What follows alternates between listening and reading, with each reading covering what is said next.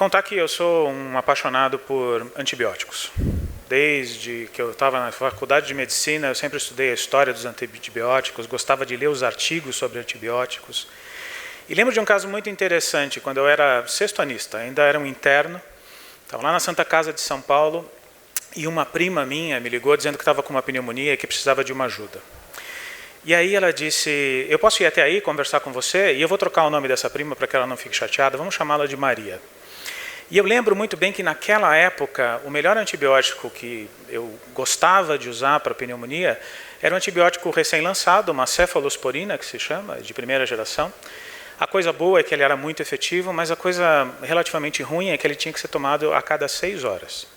E, obviamente, existiam injeções dolorosas, mas que eram usadas de uma vez só. E quando essa prima chegou, eu tive a certeza de que eu tinha que oferecer para ela como tratamento para a pneumonia dela aquele remédio que era uma injeção dolorosa e talvez não o de 6 em 6 horas.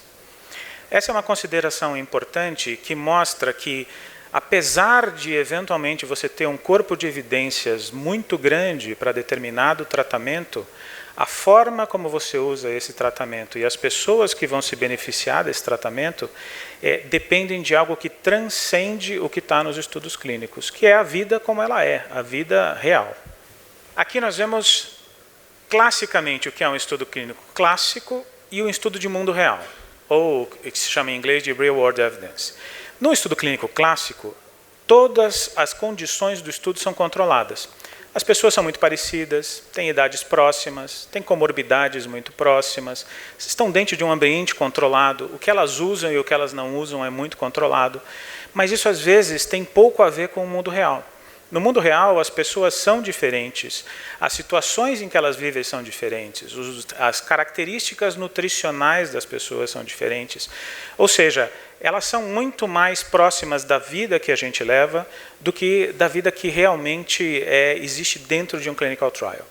Por que isso é relevante para nós aqui quando nós estamos discutindo nesse momento a parte de custos e adoção de novas tecnologias? E em especial quando nós estamos falando de doenças raras. Porque estudos clínicos clássicos dependem de um grande número de pessoas e de grupos comparadores na maioria das vezes. E muitas das doenças raras que nós estamos conversando, que são raras ou que são eventualmente ultra raras, não têm essa quantidade de pessoas disponíveis para fazer estudos dessa forma. De maneira que estudos de vida real, eles se tornam muito importantes, não só para conhecer que tipo de ação vai ter determinado tratamento naquele grupo de pessoas, mas eles deveriam e devem também instrumentalizar o racional que permite que essas novas terapias, ou mesmo terapias já existentes há algum tempo, sejam incorporadas ou não pelos sistemas de saúde. Só falando um pouco mais de estudos de mundo real e trazendo aqui o conceito da ISPOR, para quem não conhece a ISPOR é a sociedade profissional líder em economia da saúde, e economia da saúde é o que nós estamos falando aqui hoje. A ISPOR ela faz um ranking muito interessante das tendências mais importantes em economia da saúde. E nós vamos olhar primeiro a tendência de anteontem. Se nós estamos em 2020, anteontem foi 2018. As tendências mais importantes em 2018 eram essas daqui.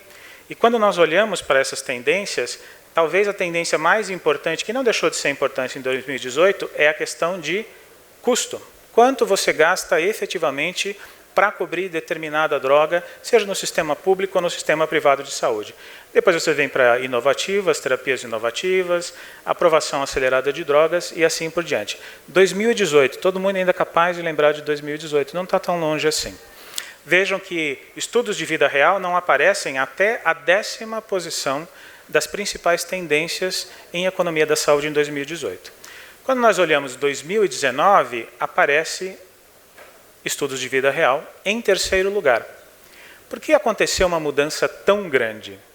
Porque claramente todo o sistema de saúde se move para entender se ele tem que fazer uma cobertura em qualquer nível, se essa cobertura faz sentido para as pessoas de carne e osso vivendo a vida como ela e efetivamente entendendo o valor de você fazer as escolhas sensatas em saúde para cobertura dentro daquela população.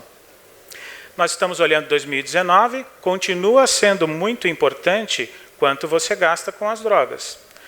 também continua sendo importante outras coisas que já estavam na lista aqui, mas Real World Evidence em 2019 é a terceira tendência mais importante. E chegamos em 2020. E quando chegamos em 2020, a primeira é exatamente isso. Aí você vai dizer, mas como é que é a questão de custo, né? Que era importante em 18, era importante em 19, continua sendo importante em 2020, mas foi para o segundo lugar. É que o custo, o preço, o valor, cada um pode chamar de um jeito, ele é extremamente relativizado se você não entender exatamente por que você está usando aquelas drogas para aquelas pessoas, ou por que você está dando coberturas para aquelas drogas para aquelas pessoas. Isso faz com que, quando a gente olhe para como são classicamente olhados os níveis de evidência dos estudos clínicos, a gente veja uma nova proposta na pirâmide de avaliação dos estudos clínicos. Ela não está completamente aceita, mas é uma coisa para a gente discutir. Classicamente, essa é a pirâmide clássica, as revisões sistemáticas e as meta-análises são o mais importante. Logo abaixo vem os estudos clínicos randomizados, depois os estudos e assim por diante. Hoje a gente migra para uma situação em que esse topo da pirâmide continua sendo muito importante, ele é até destacado do restante. As meta-análises são importantes e elas que nos permitem coletar e juntar dados de fontes diferentes, desde que eles sejam comparáveis, e chegar a conclusões mais fidedignas. Mas daqui para baixo, vejam que existe uma perda um pouco na hierarquização radical que existia entre os estudos anteriores. Por quê? Porque muitas vezes, quando você não pode ter um estudo clínico randomizado, uma vez que você tem uma doença ultra rara, talvez seja importante você olhar para as outras partes da pirâmide e elas elas têm uma relevância superior na hora de você tomar as decisões. Essa é uma questão fundamental, e é uma questão que, como vocês viram a Ispor falando de 2018, 2019, 2020, é uma questão que vai estar cada vez mais presente na tomada de decisão do fazedor de políticas públicas para que você incorpore ou não determinado tratamento no sistema. Claramente, esse desenho que vem aqui, e é com ele que eu vou encerrar, é um dos desenhos mais interessantes e tem sido usado para coisas diferentes, para mostrar a diferença entre igualdade e equidade. Então, os meninos todos assistindo um jogo de beisebol, provavelmente não é no Brasil, tem uma caixa do mesmo tamanho, igual para cada um deles. Esse menino não assiste o jogo. Mas, quando você fala em equidade, esse que ganhou 2 caixinhas pode perfeitamente assistir o jogo.